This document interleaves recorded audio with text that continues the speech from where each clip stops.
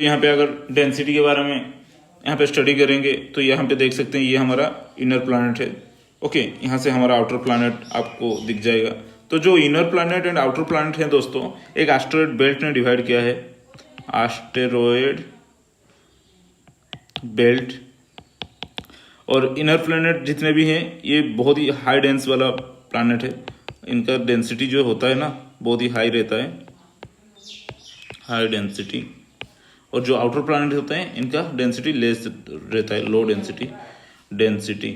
Okay, ये जो inner planet है और आउटर प्लैनेट है इनके बीच में एक एस्टेरॉयड बेल्ट है दोस्तों, जो कि हमारा मार्स, ये हमारा मार्स है। ये अगर मर्क्यूरी, वेनस, अर्थ, अगर ये मार्स हो गया तो मार्स के बाद हमारा एक एस्टेरॉयड बेल्ट आ जाएगा। ओके, उसके बाद ये है Jupiter, Saturn, Uranus, Neptune. Okay, Pluto को हमने बाद दे दिया क्योंकि वो प्लैनेट जैसा दिखता ही नहीं है। ओके, तो कहने का तात्पर्य ये एस्टेरॉयड बेल्ट है जो कि हमारा इनर प्लैनेट और आउटर प्लैनेट को डिवाइड करता है दोस्तों। देन हम देखेंगे जो इनर प्लैनेट है और आउटर प्लैनेट है, एस्टेरॉयड बेल्ट एक्चुअली है क्या दोस्तों। एस्टेरॉयड बेल्ट एक ट्रांजिशन जोन है। एस्टेरॉयड बेल्ट क्या है दोस्तों, एक ट्रांजिशन बेल्ट है। ट्रांजिशन बेल्ट है और फेज कह सकते हैं। ट्रांजिशन फेज मतलब क्या है, ट्रांजिशन मतलब यही है दोस्तों कि यहाँ पे दोस्तों आपका इनर प्लैनेट है। इनर प्लैनेट में कैरेक्टरिस्टिक प्रॉपर्टी क्या है दोस्तों, मेटालिक और टेरेस्ट्रियल।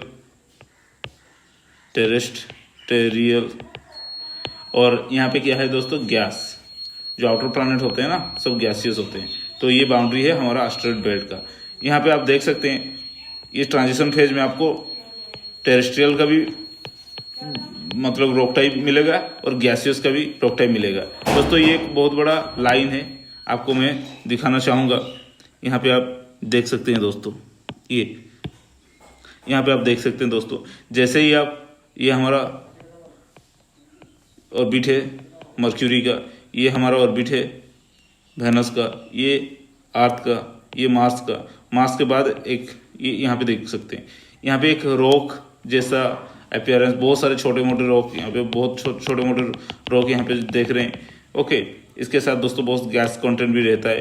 तो ये एक ट्रांजिशन फेज है between the outer planet and inner planet. ये हमारा आउटर प्लैनेट है और ये हमारा इनर प्लैनेट है। तो इनर प्लैनेट का भी कुछ रॉक जैसे टेरेस्ट्रियल रॉक यहाँ पे आपको मिलेंगे और कुछ आउटर प्लैनेट का जो गैस कंटेंट यहाँ पे मिलेंगे।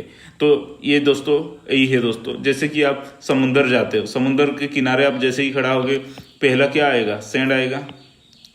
उसके बाद जैसे ही आप बहुत ज़्यादा दूर जाओगे तो वाटर आ जाएगा जैसे ही। ओके, लेकिन ये जो बीच एनवायरनमेंट में क्या सैंड प्लस वाटर दिखेगा नहीं, ये जैसे ही ए प्लस बी, उसके बाद बी।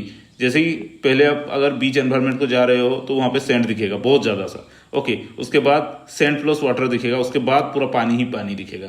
तो ये बीच वाला पार्ट को हम ट्रांजिशन फेज बोलते हैं। यहाँ पे भी आपने देख चुके हैं कि इनिशियली टेरेस्ट्रियल प्लैनेट आपको यहाँ पे मिल रहे हैं, लेकिन लेटर ऑन इसी टेरेस्ट्रियल का मटेरियल कुछ यहाँ पे है और यहाँ पे कुछ गैसियस जो भी है, यहाँ पे कुछ टेरेस्ट्रियल और गैसियस का मिक्सचर आपको मिल जाएगा। तो इसको हम क्या बोलते हैं दोस्तों, एस्टेरॉयड बेल्ट। एक्चुअली जो सोलर सिस्टम आप देख रहे हो यही है दोस्तों एस्टेरॉयड बेल्ट, जो कि मार्स के बाद आपको एस्टेरॉयड बेल्ट यहाँ पे देखने के मिल जाएगा। ओके, मार्स और ये जुपिटर को डिवाइड करता है हमारा एस्टेरॉयड बेल्ट। तो एस्टेरॉयड बेल्ट का जो कैरेक्टरिस्टिक है आपको बताना चाहूँगा। यहाँ पे दोस्तों ये भी मूवमेंट कर रहे हैं, ये एस्टेरॉयड बेल्ट भी मूवमेंट कर रहे हैं। इनका मूवमेंट के कारण और इंटर कोलिजन के कारण बहुत सारे यहाँ पे टकराते हैं और टकराने के बाद दोस्तों ये इधर इधर भटकते रहते हैं। तो जो मेटेओराइट इम्पैक्ट होता है अर्थ में या मार्स में और किसी भी प्लैनेट में दोस्तों, मैक्सिमम चांसेस है कि वो एस्टेरॉयड बेल्ट से ही आते हैं। बड़े बड़े जो रॉक यहाँ पे, अगर सपोज ये रॉक और ये रॉक के बीच में एक कोलिजन हो गया तो ये रॉक इसके साथ टकरा के इधर आ गया। इधर आने के बाद अगर किसी भी कारण से अगर यहाँ पे अर्थ के ऑर्बिट में आ जाता है तो अर्थ के ग्रेविटेशनल इन्फ्लुएंस में आ जाएगा। अर्थ के ग्रेविटेशनल इन्फ्लुएंस में अगर आ गया तो डेफिनेटली ये दोस्तों एक मेटेओराइट इम्पैक्ट होगा।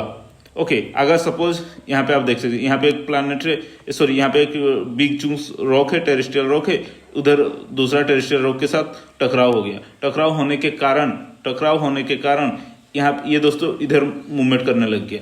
ओके, इधर मूवमेंट करने लग गया, गलती से भी अर्थ के इन्फ्लुएंस में अगर हो गया, यहाँ पे अगर वेनस होता, सॉरी यहाँ पे अगर मार्स होता तो इधर आ जाता, लेकिन यहाँ पे अभी मार्स नहीं है ना, यहाँ पे अभी मार्स नहीं है, यहाँ पे है क्या, अभी अर्थ इधर है। ओके, तो अर्थ अगर इधर आएगा तो अर्थ का ग्रेविटी के कारण यहाँ पे दोस्तों ये मूवमेंट करेगा, तो अर्थ के ऑर्बिट में आ जाएगा और मेटेराइट इम्पैक्ट करेगा। ये तो यही था दोस्तों कैरेक्टरिस्टिक, जो कि भी आप देख रहे हो एस्टेरॉयड बेल्ट। तो इसका मेन काम क्या है दोस्तों, फर्स्ट तो ये डिवाइड करता है इनर प्लैनेट और आउटर प्लैनेट को। उसके बाद ये दोस्तों मेटेरिटी इम्पैक्ट जो होता है दोस्तों, मैक्सिमम चांसेस रहता है कि यहाँ से ही आता है सभी एस्टेरॉयड बेल्ट। ओके, मेटेराइट इम्पैक्ट इसके वजह से मैक्सिमम होता है दोस्तों, मैक्सिमम ये नहीं कि सब, मैक्सिमम मेटियोराइट इम्पैक्ट। ओके, और ये बताना चाहूँगा 99.99% of mass of solar system concentrated in sun के पास दोस्तों 99% जो मास है सोलर सिस्टम का, पूरा मास ओनली सन पे ही कॉन्सेंट्रेटेड है। उसके बाद बाकी सब 1%, 0.01% ओनली बाकी सारे प्लैनेट में है। तो यहाँ पे आपको और एक चीज़ ध्यान रखना पड़ सकता है, ये देखिए दोस्तों, ये हमारा एस्टेरॉयड बेल्ट ऐसा ही दिखता है दोस्तों, पूरा एस्टेरॉयड बेल्ट। ओके, ये हमारा ये हमारा मर्क्यूरी, वेनस, अर्थ, मार्स, उसके बाद आपको एस्टेरॉयड बेल्ट यहाँ पे देखने को लिए मिल जाएगा। और इनका टकराव के कारण अर्थ में, मून में, मार्स में बहुत सारे मेटेराइट इम्पैक्ट होता है दोस्तों। देन देखिए दोस्तों, यहाँ पे दो प्लैनेट है, एक इनका जो मूवमेंट होता है दोस्तों प्रोग्रेड मूवमेंट होता है। जितने भी प्लैनेट सभी रिवॉल्व करते हैं सन के आसपास, जितने भी प्लैनेट सभी रिवॉल्व करते हैं सन के सराउंडिंगली और रिवॉल्व करते हैं। तो कैसे रिवॉल्व करते हैं दोस्तों, प्रोग्रेड मोशन होता है, प्रोग्रेड मोशन होता है। ओके, लेकिन दो प्लैनेट ऐसा है जो कि रेट्रोग्रेड मोशन दिखाते हैं, रेट्रोग्रेड मोशन होता है, उनका मोशन होता है। रेट्रोग्रेड मोशन कौन कौन दिखाता है जान लीजिए, वेनस एक, और दूसरा planet Uranus.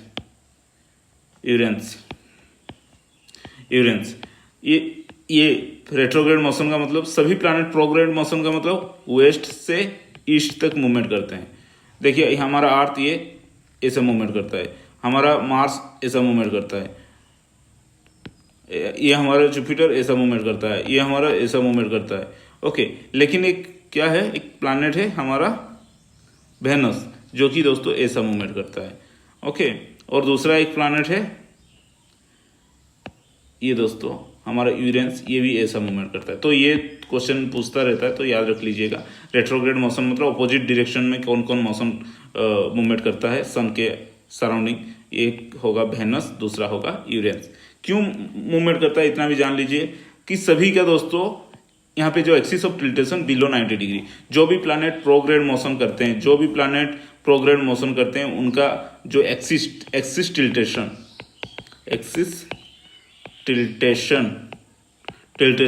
Less than 90 degree होता है दोस्तों। जैसे कि हमारा अर्थ कितना है, उसका टिल्टेशन 23 डिग्री, अर्थ का जो टिल्टेशन 23 डिग्री। ओके, लेकिन यहाँ पे जो भी वेनस है 93 डिग्री। कोई भी अगर प्लैनेट का टिल्टेशन एक्सिस अगर 90 डिग्री से ज़्यादा हो रहा है, इनका जो रेट्रोग्रेड मोशन जो भी करते हैं, एक्सिस टिल्ट कितना होता है दोस्तों, एक्सिस टिल्ट इनका ग्रेटर देन 90 डिग्री। अगर किसी का भी 90 डिग्री से ज़्यादा हो रहा है, किसका होता है दोस्तों, यूरेनस का एक होता है और वेनस का एक होता है। उनका जो एक्सिस टिल्टेशन, जैसे अर्थ का 23 डिग्री टिल्ट किया रहता है, लेकिन वेनस और यूरेनस का जो टिल्टेशन होता है दोस्तों थोड़ा ज़्यादा होता है।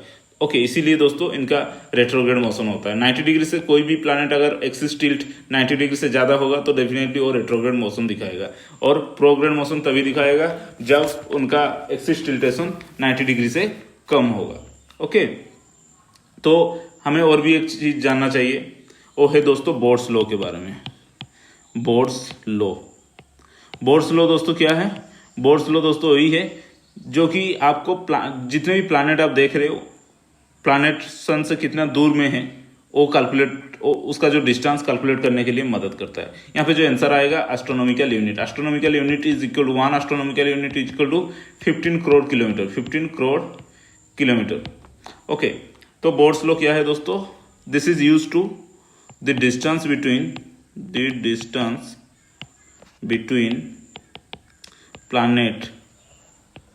planet from the sun can be calculated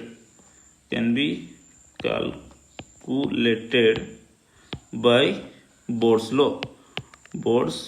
आप प्लानेट से सन का कितना डिस्टेंस है वो आप बोर्ड्स लॉ अप्लाई करके आप कैलकुलेट कर सकते हो। तो मैं बोर्ड्स लॉ का फॉर्मूला यहाँ पे लिखना चाहूँगा। बोर्ड्स लॉ का फॉर्मूला क्या है? 0.4 plus 0.3 into 2 to the power n, where n is equal to number of planet का मतलब यही है दोस्तों कि प्लानेट का नंबर, जैसे अर्थ को हमने 1 नंबर दिया, प्लानेट, ये हमारा अर्थ है दोस्तों, अर्थ को 1, तो ये कितना हो जाएगा? 0 हो जाएगा, ये -1 हो जाएगा। ओके, ये दोस्तों 2 हो जाएगा, ये दोस्तों 3 हो जाएगा, ये 4, 5, 6। ओके, तो ये नंबर ऑफ प्लानेट हम बोलते हैं। अर्थ को हमने 1 से हमने स्टार्ट किए, तो इसी फॉर्मूला को अप्लाई करके हम डेफिनेटली जो प्लानेट से सन का डिस्टेंस है हम यहाँ पे कैलकुलेट कर सकते हैं। ओके, कैसे कैलकुलेट करेंगे आपको बता देना चाहता हूँ। उसका फॉर्मूला पहले लिख लीजिए। उसका फॉर्मूला क्या है दोस्तों? 0.4 plus 0.3 into 2 to the power n। तो अर्थ का नंबर क्या है दोस्तों? अर्थ का नंबर है 1। तो आप अर्थ का कितना डिस्टेंस है आप कैलकुलेट करिए, आंसर आएगा 1 एस्ट्रोनॉमिकल यूनिट। कैसे आता है दोस्तों? 0.4 plus 0.3 into 2 to the power 1 is equal to 0.4 plus 0.3 into 2 is equal to 0.6 is equal to 1। तो 1 astronomical unit will be the answer. The distance from earth to sun is what? 1 astronomical unit. आप mass का भी calculate कर सकते हैं। Formula फिर से लिख लीजिए, boards law 0.4 plus 0.3 into 2 to the power, मास का कितना है? n के बदले में आप कितना अप्लाई करोगे? n के बदले में आप अप्लाई कर सकते हो 2, क्योंकि मास अर्थ का अगर 1 है तो मास का कितना हो जाएगा? 2 हो जाएगा। तो आप कैलकुलेट कीजिए दोस्तों, 0.4 प्लस 0.3 इंटू 4, तो 0.4 प्लस ये हो जाएगा 1.2 is equal to 1.6 astronomical unit. तो this distance from Mars to sun is 1.6 astronomical unit. तो यही है दोस्तों, आप बोर्ड्स लॉ से आप कितना डिस्टेंस है कैलकुलेट इजीली कर सकते हो। कहाँ से दोस्तों? सन से कोई भी प्लैनेट का। ओके, तो बोर्ड्स लॉ हमें बहुत मदद करता है।